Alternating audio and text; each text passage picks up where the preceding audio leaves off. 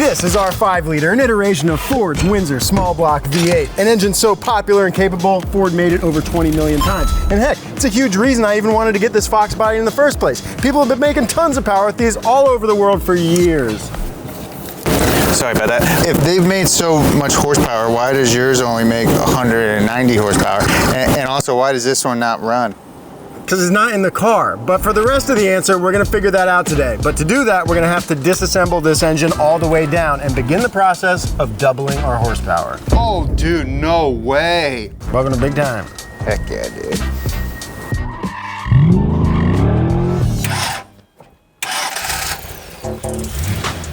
What's wrong? Nothing, dude. See? I don't know why I get in this car and I always put my seatbelt on. It doesn't matter. It doesn't work. It's a thought that counts. I'm gonna be pulling this the whole time, by the way. That's fine. Just so you know. It's still got some air in it.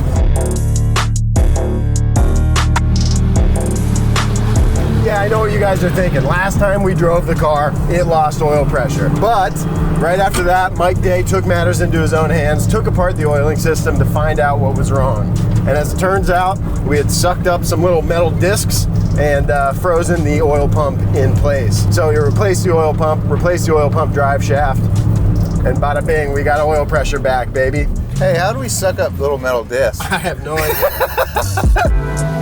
I guess that means that we're deciding to stick with this engine then. That's right. I mean, I know everybody's all hot on engine swaps, and engine swaps are cool, but part of the reason I've always wanted a Fox body is because of the 5-liter. And I mean, Ford's been making this thing for like 60 years, so it's gotta have some potential. 60 years, that's a pretty long time for an engine to run, I would think. This is a 302 in our Fox body, but this engine is part of a family, the Windsor small block family. Oh, it sounds so elite. Yeah, I know. The Windsor family of engines. They just call them that because they made them in Windsor, Ontario. Oh, okay. So we got Canadian engines. What the heck? Yeah, dude. But yeah, back when they first started making them, it was a 221 cubic inch V8 that made like 145 horsepower. But over the years, Ford figured out a way to reuse the small block architecture and change things like displacement and head design and compression ratio and intake manifold design and a bunch of other stuff to sort of reappropriate this engine for dozens and dozens of cars, trucks, and vans for, 40 years in production cars. And you can still buy a Windsor Ford small block from Ford Performance in up to like 460 cubic inches. Dang, big the same dog. Basic architecture that was once a 221 in 1961. So it's safe to say this engine has potential. Now, ours doesn't make a ton of horsepower at the moment. Yeah, isn't it like 190 horsepower out of this 302 cubic inch? But that's because of some of the parts they put on it. So we can make this thing make more power. We just have to change some stuff. It's got the potential. I think the platform itself lends itself very nicely to what we want to do, which is make decent amount of power but have a lot of fun in a car that's not going to break. Part of that's because the engine that's in it is so versatile. So I think we're going to have a real weapon on our hands. Yeah, and if all else fails, you know what, we'll build it and then we'll just say, you know what, let's put something serious in it. Listen, you know, we can always do that. We have free will. Yeah, I'm not above being wrong, but I'm going to find out the hard way. No one knows you really. Eddie just popped.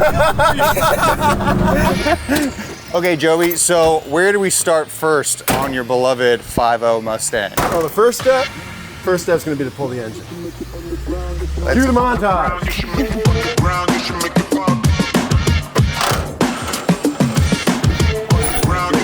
Oh, my lips. Guys, always use proper lifting procedure. Hump it into submish. Don't do what we're doing right now. All right, now that we got the car jacked up, we can see one of the ways that Ford managed to keep this engine around for so long. And that was by teaching an old dog new tricks. This engine was developed in the 60s, and at the time there were really no emissions laws, but by the late 80s there were. So they had to add some things to make this engine adhere to the emissions laws of the day. They added catalytic converters and dropped compression and chilled out the timing, so they wouldn't make a bunch of emissions. So we're gonna fix that. These cats, gone. Look at these nipples, gone. What? I'm keeping them. I'm keeping them. And in addition to some restrictive cats on the exhaust side, on the intake side, we've got some restrictions as well. We got a pretty small mass airflow sensor and a tiny throttle body and an intake manifold that just can't flow a ton of air. And as we know, engines are air pumps, and you need to be able to flow a ton of air if you want to make a ton of power. So while all these parts do have a purpose, and they served Ford's purpose of reusing this engine, making low emissions, and keeping some semblance of fuel economy, they don't serve our purposes of making a ton of power and a ton of noise. So they gotta go. Sorry, Ford. Thanks for everything. And that's how it's done. Oh, I made it. Now we just need a cat to come look it up. Dude, we're tag teaming this engine so hard. Okay, fuel lines disconnected. Oh, I didn't even notice the disconnects up top. That's convenient. All right, with that, our hoist is connected to the engine. Now all we gotta do is pick it up and out. The easy part.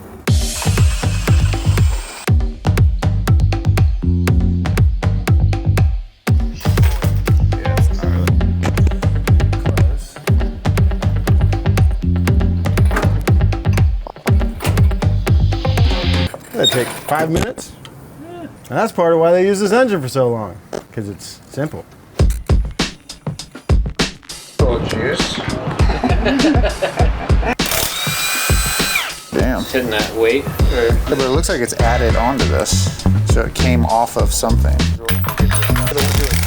Ah, it's never ending. Just make it so I can't tip it anymore. That's it. Thanks for watching this episode. I hope you learned a couple things. If you did, leave a comment, like the video, and subscribe to the channel. Hey, Joby. What's up? Do you know that our sponsor today, Temu, is turning 3? I did not know that. And to celebrate, they are offering new users $100 in cash when they download the Temu app and use code DZB9347. Do you remember when you turned 3? Yeah, like it was yesterday.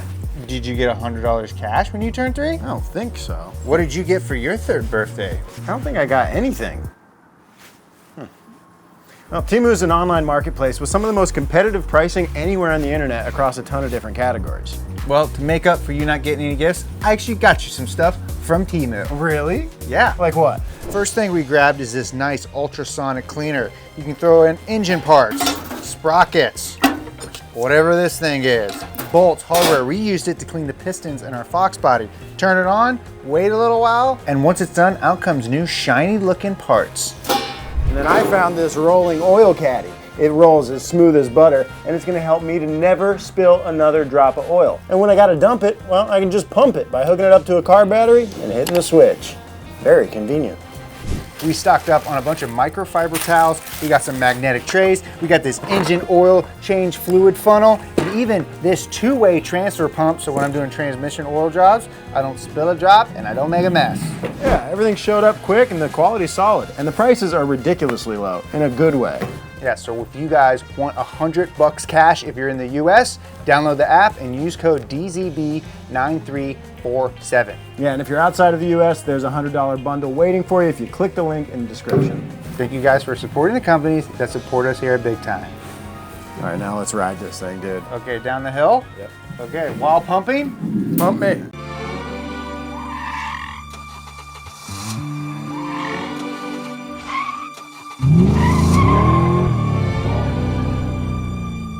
And there she is, outside of the car, our 5-liter, our Ford small block.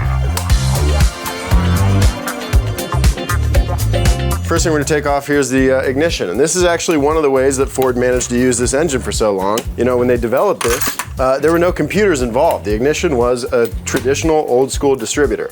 Now this looks kind of like a traditional old school distributor, but Ford developed this. This is called the TFI ignition, thick film ignition. And so inside the distributor, it uses a Hall effect sensor and a shutter wheel to convert the signal from the distributor to a digital signal that it can then send to the ECU, that then the ECU can look at other things like throttle position, temperature, coolant temperature, and determine what the load on the engine is and use that to modify the timing. All I heard was thick film. They knew what they were doing with that one. All right, now just this one fastener holds the distributor in. And there she is. That's what interfaces with the gear on the camshaft to keep the ignition timed to the engine and make the distributor spin. spins the cap inside here, and as it passes through these different points, each one of those goes to a different cylinder, and as that passes at the right time, assuming this is in time with the cam, spark goes to the right hole at the right time. It's full of water.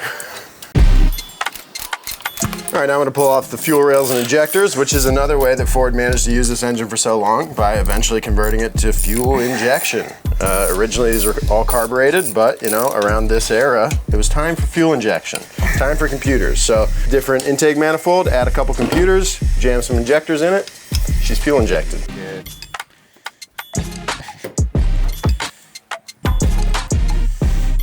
Okay, then we'll pop off the lower intake manifold, and then take the valve covers off.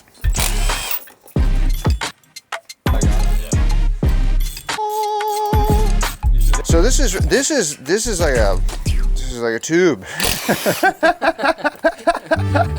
All right, now that we have our valve covers off, we can get a better look inside a pushrod V8. So one of the reasons they made this engine for so long is because it's relatively simple. You have a single crankshaft timed with a chain to a single camshaft, and the lobes of that camshaft interact with these push rods. So as that rotates, those push rods push on this rocker right here, and that rocker interacts with the spring, and these springs on the other side of it are valves, exhaust valve and intake valves. So that times the engine, that times when the exhaust and intake valves open and close.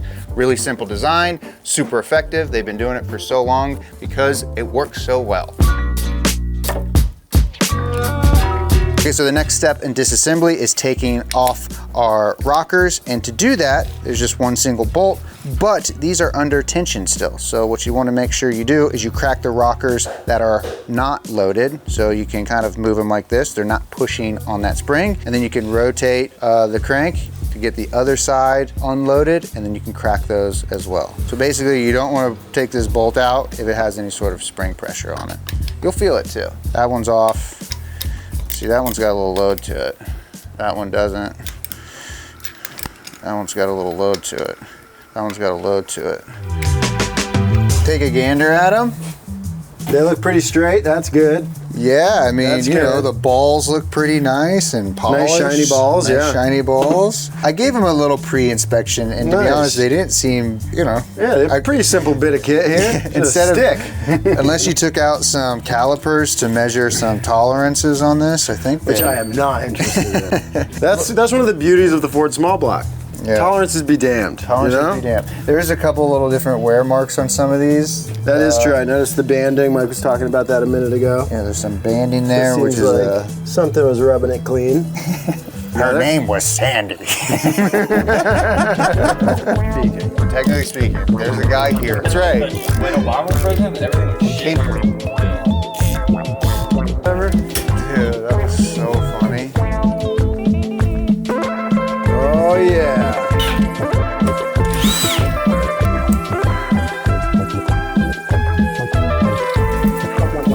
Oh, dude, no way. What? Looks dope down there, Candy Factory, bro. That thing is Oh. crispy, baby. Krispy Kreme. Nice, you had me worried for a sec. All right, now these heads are a big reason why Ford was able to reuse this engine for so long, and a big reason that ours doesn't make a ton of power.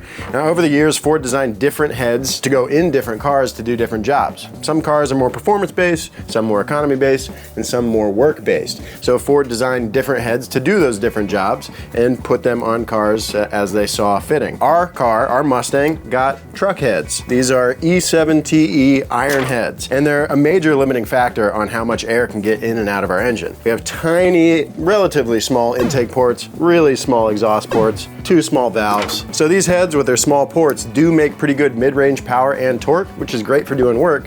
But since those ports are all pretty small, they can't flow a ton of air at high RPMs, so they can't make a bunch of power. But these heads are one of the main ways that Ford was able to reuse the Windsor engine architecture for so long. You could bolt these heads up to any Windsor. So you could just kind of take any head you wanted and put it on whatever block you had and put together an engine package that way, which, you know, worked for Ford. And now the other biggest thing is our compression ratio, which is a measly 9:1, which is great for limiting knock and limiting emissions, but it's not great for making power. Now the compression ratio is comprised of a few things. Of course, the piston and block setup, which we won't be changing, is a big part of it, but the head design is also a huge part of it. This is the top of our combustion chamber. So if we can make this area a little bit smaller, we'll effectively raise our compression. So the heads, in a big way, are the biggest limiting factor for power, not only in airflow, but in terms of compression ratio. We'll change them. We'll get bigger ports, bigger valves, and a smaller combustion chamber for an increased compression ratio. And it will make double the power, hopefully. I heard it, and I am skeptical. Well, you know, double is interpretable, right? So now that we got the heads off, we can take a look at the tops of the pistons as well as the cylinders and see if there's anything amiss. Now this cylinder right here, when Joby did a compression test, was the one that was lowest compared to all the others. And when you look at the cylinder itself, it doesn't seem to be in too bad a shape. It actually still has some cross hatching, which is good. The tops of the pistons seem to look relatively good. And I would say that someone rebuilt this at some point. Yeah. Most def. Someone got in here, got their fingers greasy. Oh yeah, and they got it back together. Yeah, but overall I'd say, yeah, I thought it was gonna look way worse than this. Wrong! Given all the times we'd be like, there's metal in the oil. There's metal in the oil. Well, let's flip it around and look at those bearings. Yeah. Well, are you keeping these? So far, so good. We're really trying to find the origin of those metal discs that the oil pump sucked up as we take this thing apart. And so far, nothing. Nothing. Well, so these are our roller lifters. So these are what actually interface with the camshaft, and then the push rod sits right on top of this, and it lifts up the push rod to actuate your rocker arm to open and close your valves. So you'll see wear on the roller itself, and maybe some play in that, and potentially at the top here as well. But these look fine. Yeah, these are great. Yeah. Really? I don't know about that. Okay. Oh, look at that golden. Oh, just put one click in front of it. Oh! Cut the cord! Beautiful baby boy. He's not breathing. How's them bearings look, boy? Not bad. This looks like it's I don't feel any fingernail. Well, that's good. And our crank journal, more importantly, looks pretty smooth. Oh, this one, it's getting As long a as little. it's the right size. Yeah, I got a little bitched up right here. What did? Feel right there. Oh, I wouldn't feel there. I wouldn't feel there. Don't touch that. That looks like, it honestly looks like those little pieces got somewhere in there. Whoa, dude. What? Holy shit. No. Oh, did it get in there maybe? Ew. That's the oil groove, dude. That's where it stores extra oil. Yeah. And while that is not good, it's not from one of those discs. I don't know if you remember how big they were. That means it's worse then, because this is a whole nother problem. Are you using the same crank? Well, that's the plan. That was the plan, yeah. That's a good one though. That's a good fingernail grabber right there. Yeah. Oh man. That's just the oil accumulator stripe. Yeah. Oh my God. Dude. Just shot out. Dude, you gotta be sensitive with her. It really is like giving birth. Oh, this is a good bearing too. That used to be like Lonnie. Don't worry about that. Brother in Christ. Don't worry about that. I did a double pull. Do you feel that one? That one feels great. This is not a good one. How bad? Dude, I got good bad luck. Already done that twice. Yeah, assuming those grooves didn't start out there. They're pretty Pulse through the motor. He's a V8 with a You saying I'm mommy not issues. reliable? Well, It looks okay. The block itself looks pretty good. Our cylinder walls generally look all right, but we do have a little bit of scoring on our crankshaft, certainly enough to catch a fingernail. So that's a little concerning. It's on one main and one rod journal. the main one is the deepest of the two, Yeah, but you know, for government work, it's pretty close. slam it back in there, baby. Yeah, so there will be a little bit of debating, I'm sure, but overall looks pretty good. The block itself looks fine. The crank could be better. My fingernail doesn't catch that much. It's just an extra place for oil to go. That's and what I'm talking about. lubricate. As It's long a as there's no channel. high spots, it'll be fine. Yeah, just put some Perfect. Everything looks great. And there you can see the last remaining piece, the camshaft. All right, now that we've got the bottom end totally taken apart, you can see our camshaft. It's the last piece in this block, pretty much.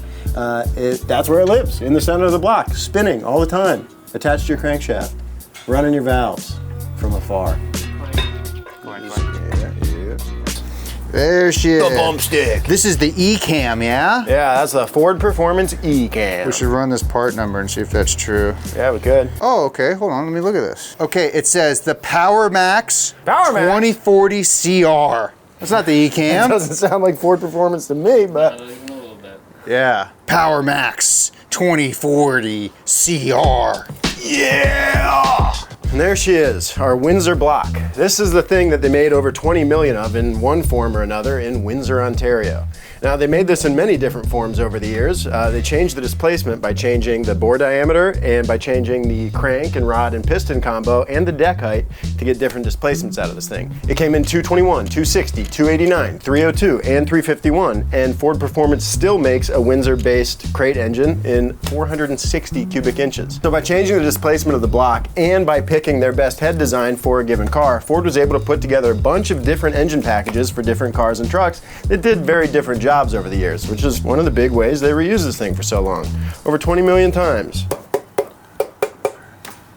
Pretty cool. All right, Joby. Well, I think I'm starting to understand why this thing only makes 190 horsepower. Yeah? Yeah, it's got a bunch of truck parts on it, and they just tried to string this engine out for as long as they possibly could. That's right, but that doesn't make it bad. We just got to change pretty much everything, and I think we will be able to double the horsepower.